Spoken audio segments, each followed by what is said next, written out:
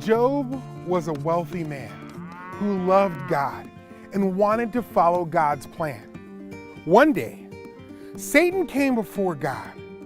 God asked Satan if he had noticed Job.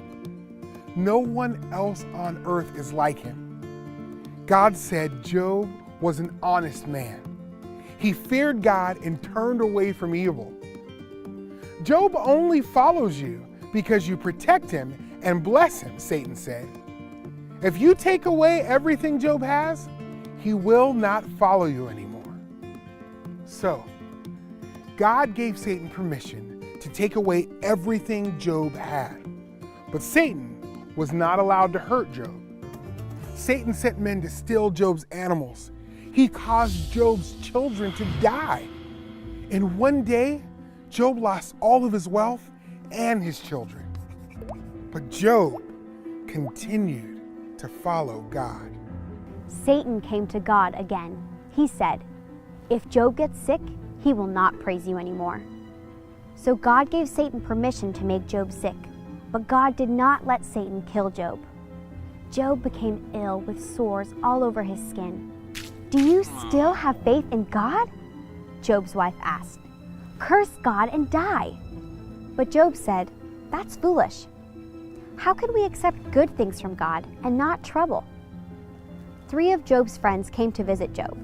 Their names were Eliphaz, Bildad, and Zophar. Job's friends did not comfort Job. They said, "Job, you must obey God. If you do what is right and stop sinning, God will give you back everything you lost."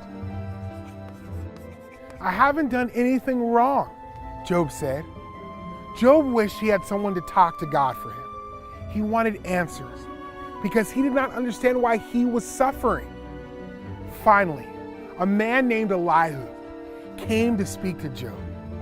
"God is greater than man," Elihu explained. "He is not silent. God always does what is right."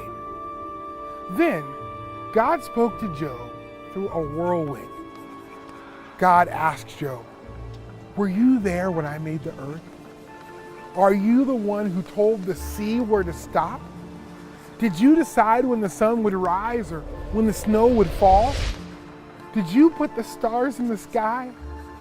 Can you tell the eagles when to fly in the sky?" God helped Job understand that God is all-powerful, sovereign, and good. Job could not completely understand God's plans, but he could trust God. God is in control. Job was sorry for doubting God. God gave back to Job everything he had lost and much more. Job had 10 more children, and he lived 140 more years. Job got to see his grandchildren and great-grandchildren grow up before he died. Job suffered and wanted a mediator, someone to bring him to God. This reminds us of Jesus, who suffered even though he had never sinned. Jesus is our mediator. He suffered to pay the price for our sins and put an end to suffering on earth. Jesus brings us to God when we trust him.